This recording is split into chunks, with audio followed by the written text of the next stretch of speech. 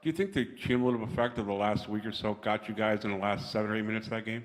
I don't think so, Doug. I thought, you could maybe think that or whatever, but I thought we were right there. I thought we answered a bunch of runs, and we were still there to like 198. Man, we had a couple great looks, and we had a couple bad offensive possessions before that point, but we still clawed it back, and we had a couple great looks there down the stretch. Had a couple good defensive possessions that didn't end up going our way, but we just those few plays there from about 2 minutes to 1 minute, right, back and forth that were probably the difference in the game. I didn't see, any fatigue or any of that kind of stuff that was like, it's a big problem or anything. Nick, Dan Wicke with the Los Angeles Times. Before the game, you kind of described the defensive needs as essentially just having to be everywhere in the paint out. How do you think you guys handle that, and how, I guess, stressful and taxing is it to play against that team defensively when you do have to essentially be everywhere? Well, it was okay. I thought our defense was pretty good, right? I thought we were executing our game plans really well. I didn't feel like we were under that much stress on there. The biggest thing is the transition, right? I mean, when you blow a layup or you get knocked down or something and the ball's still in play, they come at you in transition. Those were the only real tough offensive possessions we had. I thought, I got to look at it a little bit more too. Nick, Andrew Wagner, Forbes Sports. When you're preparing to face a team that's had a layoff like Milwaukee, do you see that as an opportunity to kind of come out and maybe take advantage of a group that hasn't really had that intensity for a couple days? Well, I mean, I think the one thing that we all know about these playoff games is you better have the intensity or you're in trouble, right? And I thought we did a good job of bringing some effort and pace and physicality at the beginning, but I don't think it'd be any different if they were coming off back to back to back or hadn't played in 5 days. I think both teams are trying to come out there and play with some intensity and effort and force and all those and pace and all those things. Nick Caperness, TSN. Kyle Lowry tonight, his best performance of the postseason, 7 of 9 from 3, saving Danny's pass. Can you talk about his performance tonight? Yeah, I mean, he was really good, right? And it's not easy. We talked a little bit about pregame. They got a whole bunch of guys, kind of athletic guards, and they run a bunch of different guys at him, and they're doing a decent job of limiting his touches. So I thought it was good that he could get the ball as much as he did. He stepped into all of them, and it's been a while since he's had one of those nights where every time you pulled up, he thought he was going to make it. It was like every time he let it go tonight, you were like, that's going in, and that was good to see because we've seen those a lot, in the regular season and all that stuff. But he was great, man. He was fighting like heck out there. I thought he threw his body in front of people on a few things. Didn't get the whistle on a few. He always draws charges, and there was tons of charges going on out there. But he still was taking them. That's his thing, and he was good. He was awesome. Tim Reynolds with the AP. Nick, I know you haven't seen tape yet, and kind of almost follow on Doug's question a little bit.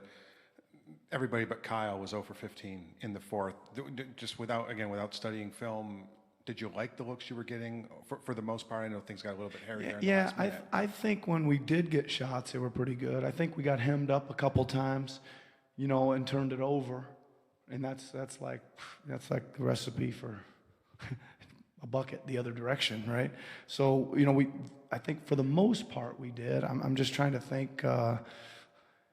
Kawhi had an ISO that ended up in a turnover. Danny had one there. I'm just trying to think of a really tough one. Maybe Kawhi had a fall away with a couple guys on him, but I can't think of any right now without watching the tape. Pretty happy. I think even Mark had a clean look at a 3. Danny with down 4 right away there with about 1:20 to go. We kick it out. Clean look. We got the rebound, and Kyle took a pretty deep one.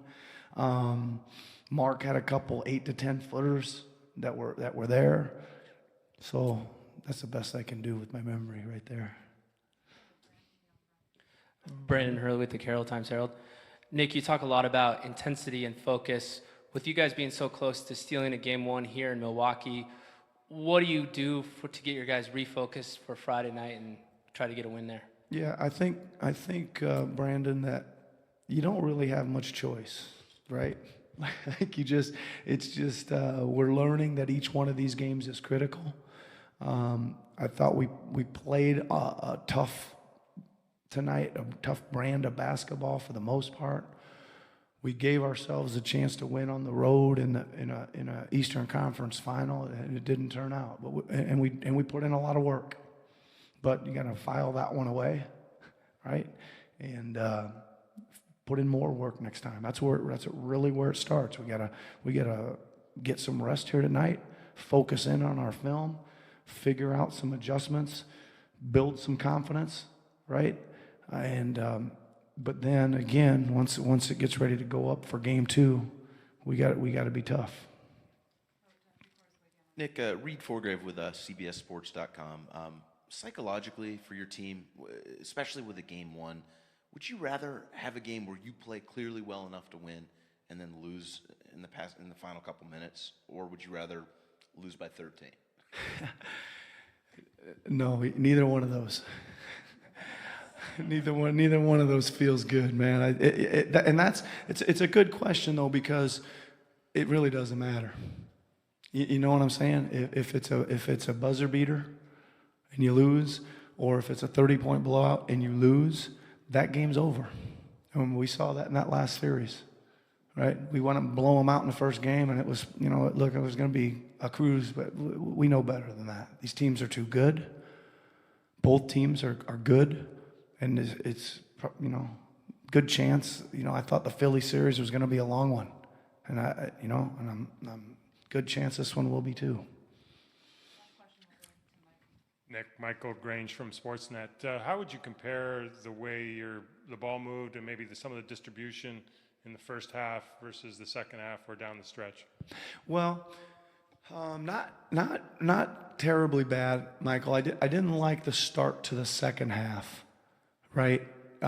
We did all that work in the first half to kind of control that thing, and it really seemed like we had them reeling defensively, right? We were just getting, the only bad shots we were taking were because of ourselves, right? If we looked and touched the paint and sprayed it around and made another play and went into another action, and we were finding some good stuff. I thought like 3 of the first 4 possessions, we took it hard down the paint, got rocked big time physically, and they went down and laid it in. They got 4 layups to start the first half, and those were off 3 turnovers for sure. It might have been 4.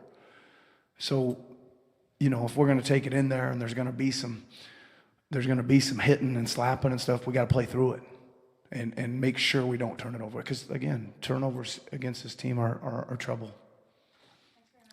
All right, thank you.